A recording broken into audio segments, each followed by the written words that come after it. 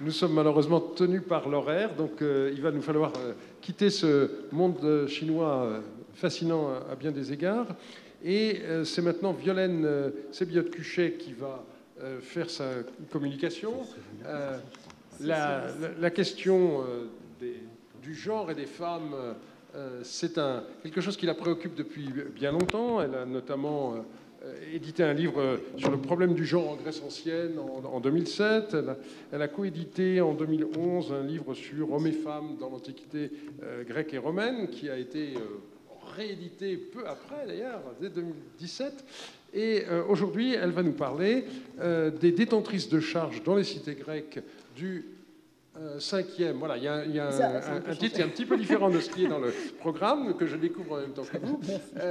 Donc, point de vue croisé, et avec un focus, comme on dit maintenant, sur la gouverneure de l'Éolide en 410. Eh bien, on va tout de suite en savoir davantage. Merci. Merci Dominique. Merci beaucoup. Effectivement, étant donné le temps qui nous est imparti, je me trouvais ça trop difficile finalement de présenter. Enfin, en tout cas, ce titre était trop ambitieux. Et je vais faire ce focus sur Mania. Alors, je pense que Mania, peu d'entre vous la connaissent. C'est une femme qui a... Attendez que j'arrive à trouver le... Voilà.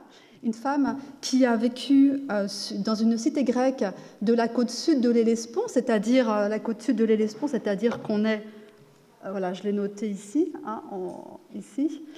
On est dans le détroit des Dardanelles, hein, sur le côté asiatique, et elle a vécu à la fin du 5e siècle. Elle est morte au tout début du 4e siècle avant Jésus-Christ. Alors, ce qui est intéressant, c'est que Mania, donc je vais prendre la carte ici, elle vient donc de la cité de Dardanos, ici. Ce qui est intéressant, c'est que cette Mania, qui est présentée comme qui est une veuve, quand on commence à nous parler d'elle, la veuve d'un dénommé Zénis, elle apparaît comme une reine, il n'y a pas de titre, hein, je viens dessus, de Dardanos, et elle intervient pour convaincre le satrape Pharnabase, donc le satrape, le représentant du grand roi perse, on est dans le contexte de l'Empire achéménide. Elle va le convaincre de lui confier le gouvernement de la région, pas simplement sa cité, mais la région qui l'entoure. Et ce gouvernement qui, auparavant, était détenu par son époux Zénis. Assez classique. Cette histoire, elle nous parvient par Xénophon dans les Helléniques, donc au livre 3. Et je vous donne le contexte très brièvement. Dans cette région, donc dans les années fin du 5e siècle, tout début du 4e siècle, on est à la fin de la guerre du Péloponnèse, et ces cités-là étaient des cités qui, de gré ou de force, faisaient partie de la Ligue de Délos, donc de la Ligue athénienne, donc n'étaient pas forcément sous l'emprise des Perses. Donc là, il y avait un jeu de rivalité des rapports de force dans la région. Les Perses soutiennent à la fin de la guerre les Spartiates. Les Spartiates remportent la victoire sur les Athéniens à Égospotamos. Et qu'est-ce qui se passe? Eh bien, c'est un petit peu qui est-ce qui va ramasser les miettes du gâteau. Et donc les Spartiates interviennent en particulier en 399. Il y a une expédition qui est envoyée par Sparte et qui est commandée par Dercyllidas dans cette région pour libérer les cités grecques, soit des Perses, soit, surtout, en général, des Athéniens, mais aussi de Pharnabase, qui lui-même, en tant que satrape, peut vouloir aussi conserver ou récupérer d'autres cités. Et enfin, cette histoire se termine, Mania est assassinée par son gendre, Médias, et ceci, donc, c'est vers 399, au moment où Dercyllidas arrive. Voilà, rapidement. Alors, pourquoi je suis intéressée par cette histoire et pourquoi je m'en suis servie pour vous présenter la réception que les Grecs pouvaient avoir de ces femmes détentrices de charges dans des cités. Pourquoi? Parce que dans une édition toute récente des Helléniques, l'éditeur moderne, une édition de 2018, l'éditeur moderne commente dans une note de bas de page, toute petite note, cette anecdote. On sait, Xénophon friand de détails exotiques, qu'une femme soit à la tête d'une province était surprenant pour un Grec. Donc, vous voyez, c'est un petit commentaire très bref, très prudent, pourrait-on dire, mais qui illustre le sentiment dominant dans nos études Une société patriarcale, on l'a dit, comme celle des cités grecques, elle n'échappe pas à la règle, n'aurait pas fait place aux femmes, et n'importe quel citoyen de l'époque ne pouvait donc être qu'étonné par la situation de Mania, gouverneur d'une petite province du nord de l'Asie mineure. La brièveté du commentaire suggère aussi le peu d'intérêt pour le sujet des femmes.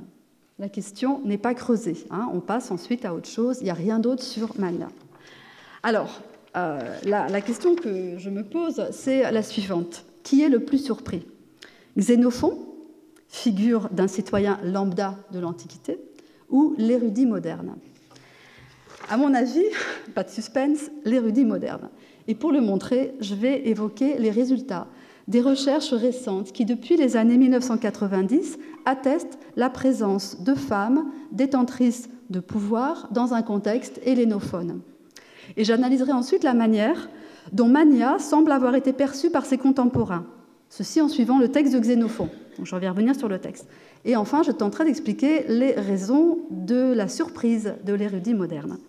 Alors pour commencer, moi je vais peut-être un petit peu vite, mais enfin tant pis, je laisse, j'enlève. Pour commencer, nous connaissons des femmes détentrices de charges dans les cités grecques grâce à plusieurs dossiers. D'une part, la poésie épique, peut-être vous connaissez, la poésie tragique, l'historiographie antique, l'épigraphie civique, les traités philosophico-historiques, comme ceux de Plutarque également. Or, ces dossiers ont rarement ou jamais été mis en relation les uns avec les autres, en raison de leur appartenance à divers genres discursifs, à diverses périodes de l'histoire grecque antique, et donc à divers contextes historiques. Or, tous, d'une manière ou d'une autre, documentent la présence de femmes dans des positions d'autorité, autrement dit, détentrices de ce qu'on appelle l'arché.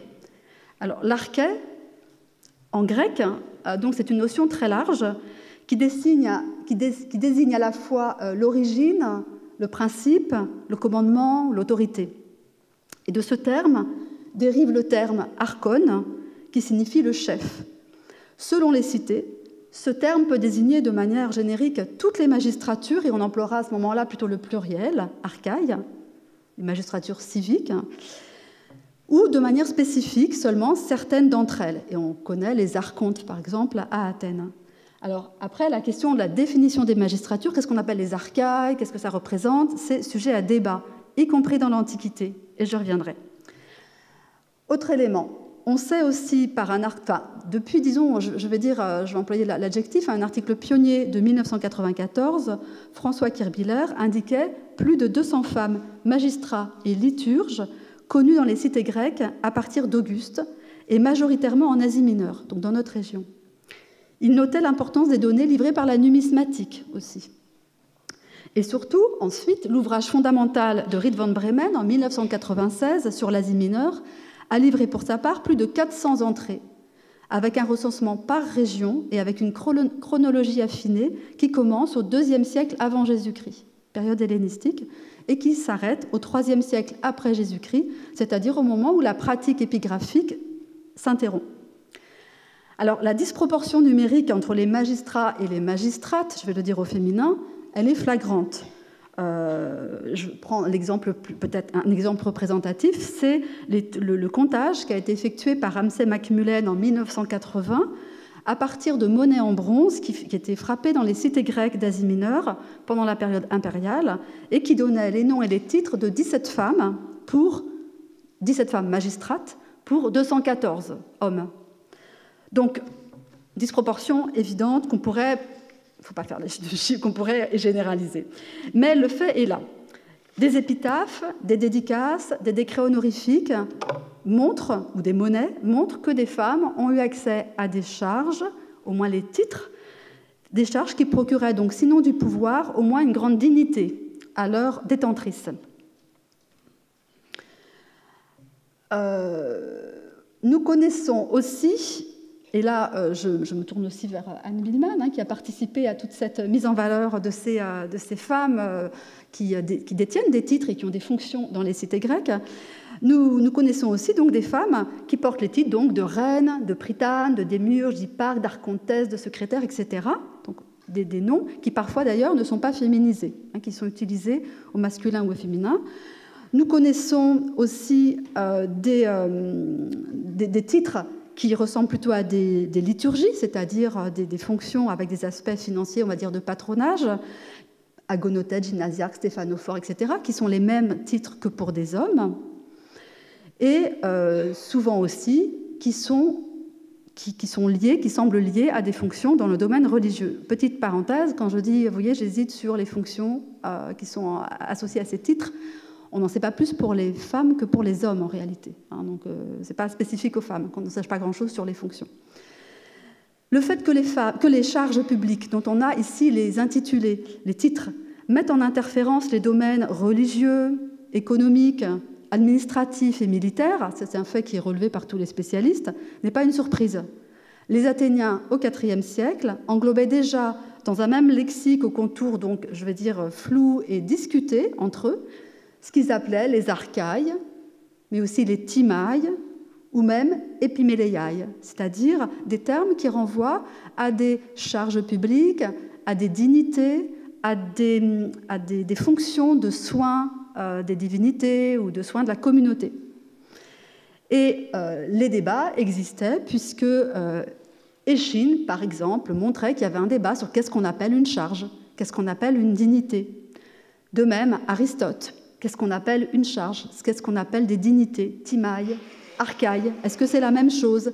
Et c'est essentiellement Aristote, mais ce n'est pas le lieu de le discuter ici, mais c'est pour vous montrer que le débat existe, essentiellement Aristote qui distingue ce qu'il va appeler les politicae archaïs, les magistratures que nous on traduit politique, mais que souvent les traducteurs traduisent par les magistratures politiques ou les hautes magistratures.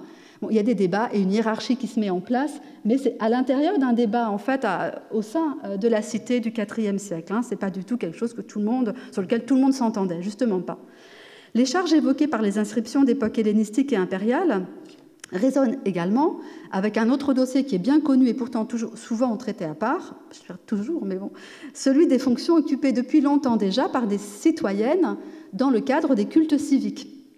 Et comme le résume Stella Yorgoudi, une longue liste de titres indiquant des offices ponctuels ou réguliers témoigne d'une activité cultuelle riche et variée exercée par des femmes, des plus jeunes aux plus âgés, dans le cadre de nombreux cultes civiques, et ceci dès l'époque classique et depuis qu'on a en fait des attestations, y compris textuelles, je veux dire littéraires. Alors, il est évidemment tentant de mettre en relation l'histoire de Mania, je reviendrai, je vous ai cité en introduction, gouverneur avec un E dans la région de Dardanos, avec celles avec ces femmes dont on connaît souvent simplement le nom ou le titre, peu de choses de plus grâce aux monnaies, aux épitaphes, aux décrets honorifiques. Par exemple, je vous avais pas mis la citation, voilà. Par exemple, Von Bremen, dans son annexe, cite une Claudia qui était hipparque, c'est un terme important, qui avait le titre d'hipparque, à Cyzique, donc dans la même région de l'Hellespont, au 1er siècle après Jésus-Christ. Chez Xénophon, notre Mania, elle est désignée également comme hipparque. Le terme, c'est le même. Vous voyez, il est tentant de mettre en relation ce qui n'a pas été fait parce que Von Bremen s'occupait de l'épigraphie. Mais ça permet de regarder les textes donc d'une autre manière. Alors la difficulté pour l'historien est la suivante. La plupart des dossiers concernant les époques antérieures à la seconde moitié du IVe siècle, ou même souvent antérieures au IIIe siècle, sont documentés par des textes issus de la transmission indirecte, les manuscrits, où la part de fiction est importante. Or, cette fictionnalisation a souvent abouti à la caractérisation moderne, et je dis bien moderne, des personnages mis en scène comme des figures totalement fictives ou purement anecdotiques, qui disaient donc autre chose.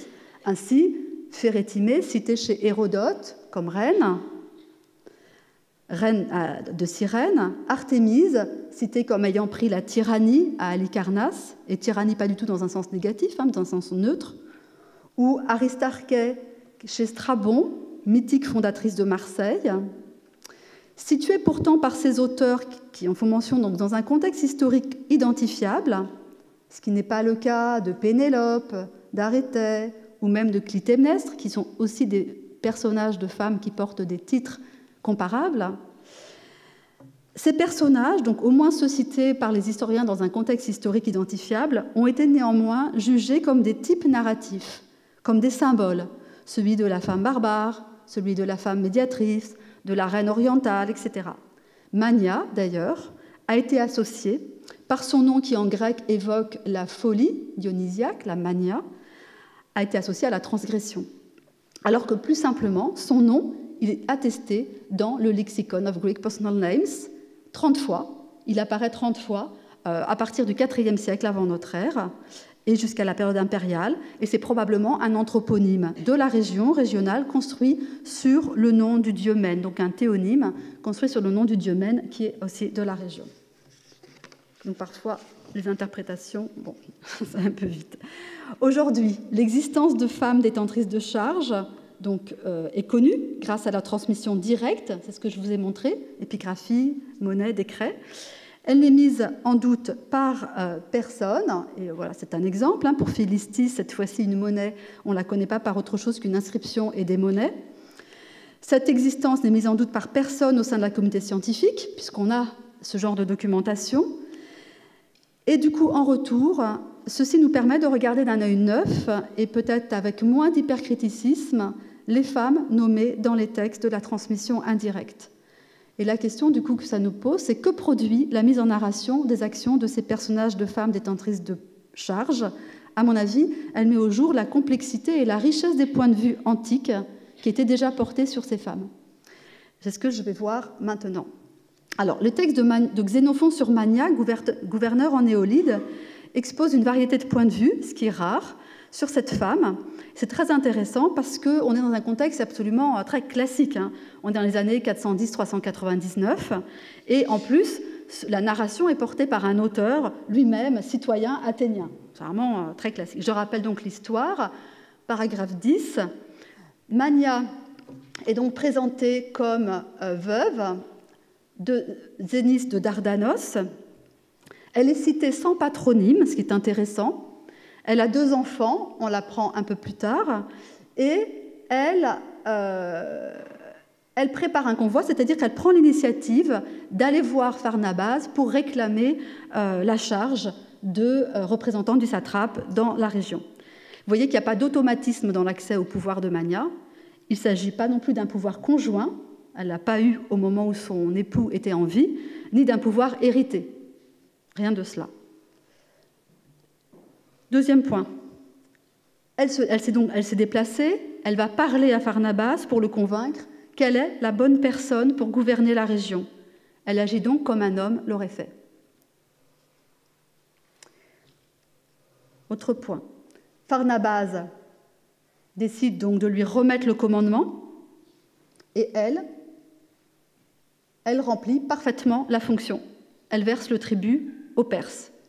Elle est d'ailleurs, elle sait beaucoup mieux que les autres gouverneurs lui organiser un accueil, elle est la meilleure dans son grade, la meilleure des hipparques dans son grade, c'est-à-dire hipparque, ça signifie N-1.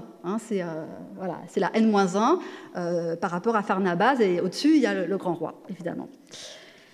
Et elle est en relation directe donc avec lui. Qu'est-ce qu'elle fait ensuite ? Elle maintient donc le pouvoir de Pharnabase dans la région, ce qui est tout à fait ce qu'on lui demande, mais elle ajoute à sa domination donc d'autres cités, c'est-à-dire qu'elle remporte des succès militaires. Elle rend son armée de mercenaires brillante, remarquable. Elle s'en occupe particulièrement, et il lui arrive même parfois de siéger au conseil avec les autres conseillers. Je continue. Selon le narrateur, on reviendra après sur les voix, elle gouverne comme il convient dans une tyrannie. Le terme est employé de manière très neutre. Elle agit comme un vrai tyran doit agir, c'est-à-dire en se méfiant de l'extérieur et en entretenant un cercle de fidèles autour d'elle, sa maisonnée. Bon ben voilà, comme souvent, c'est du plus proche que vient le mal. Et effectivement, elle est assassinée finalement par son gendre. Ceci fait, donc là je vous raconte la fin de l'histoire, le gendre Médias, donc, qui s'empare des trésors de Mania, et il va chercher lui-même, il envoie des présents à Pharnabas, c'est-à-dire qu'il va faire la même chose que ce qu'avait fait Mania. Il va voir Pharnabas, le satrape, pour lui demander de lui donner le commandement sur la région. Pharnabas refuse et se pose en ennemi. Son vrai allié était Mania. Dercyllidas, le Spartiate, arrive dans la région, c'est ce que je vous ai dit au début. Il arrive pour libérer les cités, entre guillemets, et les cités n'ont pas trop le choix. Il a une armée, elle se donne à lui, il n'y a plus trop, voilà, c'est un peu le chaos, et elle se donne à lui. Alors, la mise en scène du récit, là, je ne suis pas du tout venue analyser la mise en scène, je vais vous donner le scénario. La mise en scène du récit évoque, là, on voit bien des points de vue variés que les contemporains donc, avaient de Mania. C'est ça qui est en jeu dans la narration, c'est ça qu'on peut voir. Le premier point de vue, celui du narrateur. Le narrateur, c'est l'auteur Xénophon. Il le dit à la fin qu'il est l'auteur de ce texte. Et par des critères externes, on sait que Xénophon voue une certaine admiration aux Spartiates. Donc déjà, ça c'est l'éclairage général. Il n'a pas de grande sympathie pour le régime athénien, le régime démocratique. Et surtout, on sait ce qui nous intéresse du point de vue aussi de la critique du document, c'est qu'il a lui-même participé à des expéditions dans la région du côté des Spartiates. À partir de 494, il a été enrôlé lui-même dans la région. Et par ailleurs, on sait aussi que d'un point de vue méthodologique, il s'inscrit dans l'écriture de l'histoire, l'écriture du passé de l'histoire qui était celle de Thucydide, c'est-à-dire un compte-rendu des événements de manière assez fidèle, exacte, des événements sans trop s'investir dans le récit. Il le fait parfois, mais pas trop. Donc le narrateur, le jeu du narrateur ne s'immisce pas tellement dans le récit, en tout cas on ne le voit pas pour Mania. Il n'y a pas de modalisation qui serait positive ou négative, pas d'adverbe, etc. Contrairement à ce qu'on peut voir par exemple dans des décrets honorifiques, où c'est très net, ou qu'on peut voir chez des orateurs attiques qui déprécient des personnages, notamment de femmes. Ce n'est pas du tout le cas ici. Deuxième point de vue, celui de Pharnabase, le satrape de Phrygie. Pharnabase, on le voit, d'après la narration de Xénophon, son point de vue à lui est tout à fait neutre puis positif. Au début, il ne pense pas lui donner le commandement, et puis il lui donne, et puis finalement il l'estime, et à la fin même il veut venger son assassinat, parce que c'était vraiment une très bonne alliée. Point de vue positif, leurs rapports sont fondés sur la loyauté entre alliés. Du côté des mercenaires grecs et des habitants des cités grecques, on a aussi quelques éléments qui nous montrent que ces mercenaires, elles s'en occupent très bien, et quand le gendre va chercher les places fortes où il y a les trésors, les autres villes refusent de le recevoir, c'est-à-dire qu'ils restent fidèles en fait à l'esprit, je voulais dire, de Mania. Ils refusent d'ouvrir leurs portes à l'assassin de Mania, et les garnisons les conservèrent à Pharnabas, qui était le supérieur pour qui travaillait Mania. Et les habitants des autres cités trouvaient que on n'allait pas chercher sommet du côté de Médias parce qu'en fait, elles étaient plus bien traitées depuis la mort de Mania. Donc il y a un point de vue, une perception plutôt positive des mercenaires et des habitants des cités grecques. Et ça nous amène à rappeler ou à dire, c'est pas forcément toujours très clair, très net, que quand on avait une femme en position de pouvoir dans des cités grecques, comme on le voit en Asie mineure au IVe siècle, effectivement, ces femmes obtenaient des éloges, obtenaient des statuts, obtenaient des inscriptions honorifiques, etc. C'était tout à fait normal, et je ne résiste pas à la tentation de vous montrer cet épigramme, le bas de la diapositive, qui a été découverte en 2005 dans la cité grecque de Iassos, au sud de l'Asie mineure, dans les années 340, qui date des années 340, et cet épigramme qui est en l'honneur d'une famille, d'une dynastie, les Hécatomnides, en Asie mineure, qui domine, et parmi cette dynastie, il y a des hommes et des femmes. Il y a des hommes et des femmes qui sont honorés, y compris avec des statues. Ici, c'est la base de la statue de Abba, une femme, donc, qui est honorée, et on a d'autres, ici, la tête de statue, qui est attribuée à Ada, c'est-à-dire la fille d'Abba, et qui se retrouve certainement aussi sur ce monument. C'est une attribution, mais c'est juste pour vous donner quand même un peu une image de ce que mettaient en valeur les Grecs. Du côté du Spartiate Dercyllidas, la perception aussi de Mania est totalement neutre. Lui, il vient juste prendre des villes, des places fortes. Il ne fait aucun commentaire non plus dans le texte de Xénophon, bien entendu, sur Mania. Il ne commente pas le fait qu'il s'agisse d'une femme. Et enfin, le texte mentionne, vous l'avez remarqué certainement parce que je suis passée sans le commenter, le stéréotype qui est véhiculé par certains. Certains, Upotinone, un stéréotype qui est véhiculé, qui est banal. Il était honteux de se laisser gouverner par une femme, et c'est ce stéréotype qui entre dans l'oreille du gendre et dans la narration qui va être un motif du crime. Ce motif-là, ce stéréotype sexiste est tout à fait banal. Il renvoie à toute une tradition dont on a déjà eu des aperçus dans les communications précédentes.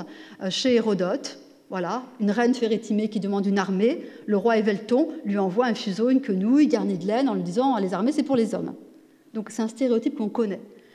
Dans Antigone, Sophocle, vous connaissez cette phrase probablement de Créon le tyran. Moi, tant que je vivrai, ce n'est pas une femme, Antigone, qui me fera la loi. Bon, malheureusement, la pièce, elle porte quand même le nom de Antigone. L'héroïne, c'est Antigone. Donc c'est bien un stéréotype.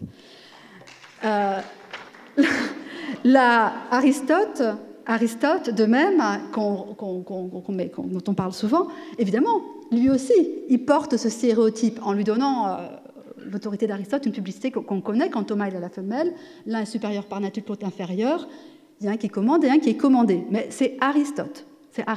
Voilà, on ne va pas non plus généraliser Aristote. Ce qui est intéressant dans notre texte, et j'y reviens, c'est que le stéréotype, en réalité, il est uniquement écouté par un personnage négatif, le gendre Médias. Ce Médias est un traître, il a trahi la confiance de Mania, il est avide de pouvoir et de richesse, il est entouré d'une mauvaise réputation. Ni Dercyllidas, ni Pharnabase, ni le narrateur-auteur Xénophon ne s'étonnent, eux, de la situation de Mania. Conclusion de ce point-là, de cette partie-là, sur les perceptions de la dynaste. D'après la mise en scène du narrateur-auteur, les contemporains qui interagissent avec elle sont très peu sensibles au sexe de Mania, qui agit en bon chef. Le narrateur a donc construit, à travers le récit de ses actions, le portrait d'un personnage admiré. Aucun commentaire n'est fait sur le caractère exceptionnel ou surprenant de la situation, une femme au pouvoir, ou sur le caractère qui lui serait spécifique, oriental, barbare. Par rapport aux décrets honorifiques ou aux épitaphes qui font l'éloge d'une femme magistrate aux époques de la grande diffusion de la pratique épigraphique, le récit historique nous permet, de voir la complexité des points de vue antiques, d'accéder ainsi à la complexité des rapports sociaux et des formes de domination, et donc de donner au stéréotype de genre sa juste place. Dans le texte, il ne fait pas autorité. En revanche, ce stéréotype a des effets historiographiques importants. D'abord, et à juste titre, un certain nombre d'études modernes ont insisté, à l'époque où l'histoire des représentations était en vogue, sur l'océan de discours produit par les hommes grecs sur les femmes, sur le fait que le discours masculin tendait à répéter à l'infini le blâme de la race des femmes. Ces discours existent, mais surtout, une partie des historiens contemporains ont souvent pris ces discours comme reflétant l'opinion générale, comme s'ils faisaient autorité dans l'Antiquité. Les femmes auraient été effectivement toutes perçues comme faibles. Les hommes grecs n'auraient évidemment pas pu imaginer être gouvernés par une seule d'entre elles, comme l'écrit Aristote.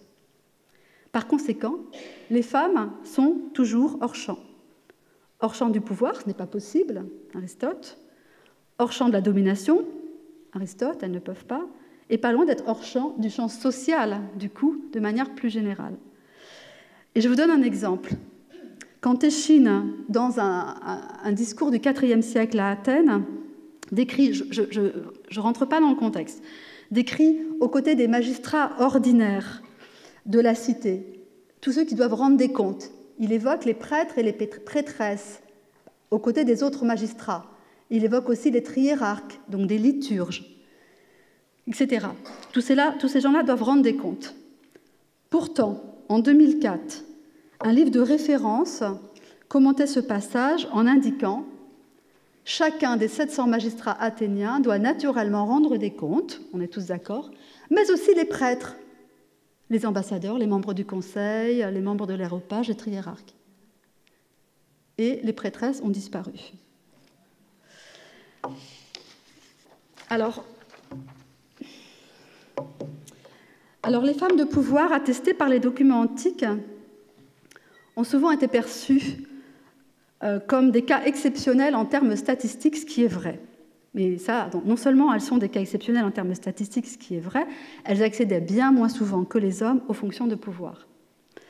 Mais aussi, elles ont été perçues comme en termes de normes sociales. Si elles détenaient une charge, c'était qu'elles étaient des figures transgressives, hors normes. Et souvent, dans ces cas-là, des figures masculines ou masculinisées, qui nous disaient autre chose en tout cas, mais qui n'étaient pas vraiment féminines. Pas des vraies femmes, en tout cas. Or, dans les documents, dans les récits d'historiens antiques, dans les inscriptions, il est rare que ces jugements négatifs, lorsqu'ils sont présents, ce qui n'est pas du tout toujours le cas, souvent ils ne sont pas présents, mais s'ils sont présents, ils sont rares qu'ils ne soient pas pris dans des points de vue polémiques. On vient de le voir pour Mania, c'était son gendre qui en fait voulait tout simplement le pouvoir parce qu'il a non seulement tué Mania, mais il a aussi tué son fils, qui avait l'âge de devenir bientôt le roi après la reine. Et on le connaît dans le cas de Créon et Antigone. Voilà, des points de vue polémiques. Enfin, le stéréotype a renforcé l'idée que femmes et hommes constituaient des groupes à la fois radicalement distincts entre eux et chacun homogène pour eux-mêmes. Une femme ne pouvait être envisagée autrement que membre du groupe des femmes, comme si une féminité essentielle la caractérisait. Ainsi, certains ont expliqué que si Mania avait été assassinée, c'était pas parce qu'elle était chef et qu'il y en avait d'autres qui voulaient être chef à la place du chef, mais c'est parce qu'elle était trop féminine, donc trop faible. Elle aurait été trahie par sa gentillesse. Elle avait trop confiance en son gendre. Donc une qualité spécifique des femmes, trop gentille. Et ça, je vous ai mis donc le commentaire de Cartledge. Elle était too typically a woman. C'est pour ça que she met her hand. She was fond of a son-in-law, as a woman would be. Bon. Alors, cette polarisation de la société en deux groupes, les femmes et les hommes, est anachronique dans des sociétés, les cités grecques, constituées, je dirais, plutôt à l'image des sociétés d'Ancien Régime, qu'on connaît mieux, par des groupes statutaires, socialement hiérarchisés. Au sein de ces sociétés, la frontière prédominante, qu'on oublie souvent, c'était la frontière quand même entre libres et esclaves. Donc il y avait quand même des hommes esclaves aussi. Et des femmes libres qui étaient maîtresses d'esclaves, qui pouvaient les revendiquer, les libérer et les acheter. Bon, ça c'est juste un premier point en passant. Par ailleurs, des femmes libres disposaient de la capacité financière et intellectuelle et accédaient à des positions d'autorité et de pouvoir, tout simplement par la logique de l'appartenance familiale à un groupe privilégié. Et c'est évidemment le cas des prêtrises, très souvent, des prêtrises héréditaires. Elles bénéficiaient alors, dans cette fonction, de l'estime publique, mais de toute façon tout à fait normale, je dirais. Ainsi, la fameuse prêtresse d'Athéna Polias à Athènes, on est quand même à Athènes, la toute première moitié du IVe siècle, Lysimaché, dont la statue réalisée par le grand sculpteur Démétrios d'Alopéké est vue encore par Pausanias au IIe siècle de notre ère sur l'Acropole, avec une inscription un peu effacée aujourd'hui, mais qui la mentionne. Alors, certains historiens ont longtemps dit et écrit que la cité était un club de citoyens et un club d'hommes. Dans une démocratie telle que celle qu'auraient mis en place les Athéniens à partir du Ve siècle, l'accès de tous les citoyens masculins aux charges politiques, quelle qu'ait été leur richesse, aurait été en quelque sorte payé par l'exclusion des citoyennes de l'ensemble de l'espace public et, je dirais, politique, civique, police. De ce point de vue, Mania est étonnante. C'est vrai, de ce point de vue, Mania est étonnante. Mais l'exemple de Xénophon, Mania via Xénophon, nous montre que ce n'était pas le cas pour les Grecs. Donc, la cité n'est pas un club d'hommes. Il existait des femmes détentrices de charges publiques. Il a fallu attendre la toute fin du XXe siècle que la critique féministe nous ouvre les yeux sur la construction sociale du genre pour que nous puissions enfin identifier le caractère sexiste des énoncés généraux, hommes dominants, femmes dominées, et leur reconnaître enfin le statut de stéréotype. Et un stéréotype, précisément parce qu'il est un stéréotype, fait rarement autorité. On le sait bien. Il fournit un cadre. Les points de vue antiques sur l'hipparque mania en Éolide à la fin du 5e siècle met donc en valeur, par le récit de Xénophon, le fait que si l'accès aux charges était absolument inégalitaire entre hommes et femmes, mais aussi entre riches et pauvres, une fois qu'une femme était en fonction, elle était considérée dans sa fonction, comme un homme dans la même fonction, et non comme une femme. Le commandement, arché, n'avait pas de sexe. Les cultes publics qui rendaient les dieux et les déesses garants de l'ordre civique expriment cela très banalement et de manière quotidienne, en figurant des déesses également sur des trônes, sur les temples et sur les vases, enfin, etc. Voilà, je vous remercie.